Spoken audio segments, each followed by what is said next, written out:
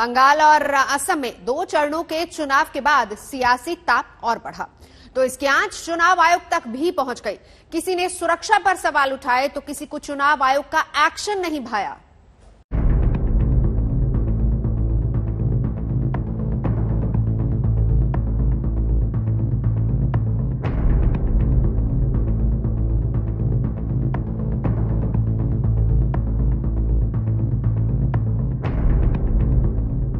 बंगाल और असम में 2 चरणों के मतदान और अगले चरणों के लिए धुआंधार प्रचार के बीच चुनाव आयोग काफी चर्चा में है।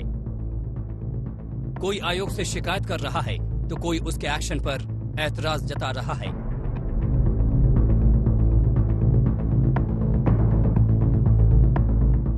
पांच राज्यों के सियासी संग्राम के बीच चुनाव आयोग सबसे ज्यादा चर्चा में तब आया जब असम में बीजेपी उम्मीदवार की गाड़ी में ईवीएम पाई गई और इस बहाने आयोग भी सवालों के घेरे में आ गया। 4 अधिकारियों पर एक्शन के बाद विरोधी नेता बीजेपी प्रत्याशी पर भी कार्रवाई की मांग कर रहे हैं।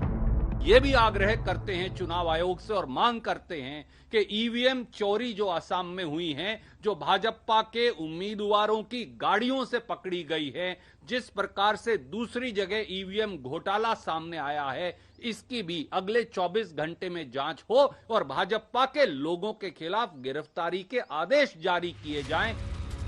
हालांकि ऐसा नहीं है कि चुनाव आयोग के एक्शन से नाराजगी सिर्फ बीजेपी के विरोधी दलों की ही है।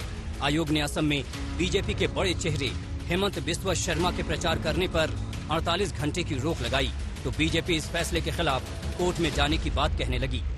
लीगल और फैक्चुअल ग्राउंड पर भारतीय जनता पार्टी उसके खिलाफ भी जाएगी कोर्ट में और मुझे पूर्ण विश्वास है हेमंत दा ने जिस तरह से पहले भी पार्टी को और मजबूत करने का काम किया, भविष्य में भी उनकी सेवाएं पार्टी को और अच्छी और ज्यादा मजबूत करने के लिए मिलेंगी। 2 चरणों में हुए मतदान के इंतजाम को लेकर टीएमसी ने भी सवाल उठाए थे और सुरक्षा बलों पर मतदाताओं को धमकाने का आरोप लगाया था। टीएमसी के इन आरोपों पर आयोग ने जवाब दिया और कहा यह साफ निर्देश है कि दस्तावेजों की जांच सिर्फ मतदान कर्मी ही करेंगे, कोई भी सुरक्षा कर्मी नहीं। उधर चुनाव आयोग पर टीएमसी के इन हमलों को पीएम मोदी हार की झलक बता रहे हैं। और अब तो इलेक्शन कमीशन कहो, सुरक्षा प्रबंध वाले लोग हो, हर किसी पर हम सब जानते हैं क्रिकेट के मैदान में अगर कोई खिलाड़ी बार बार अंपायर पर सवाल उठाए तो समझो उसके खेल में खोट है। बंगाल में अभी 6 चरणों के मतदान होने हैं।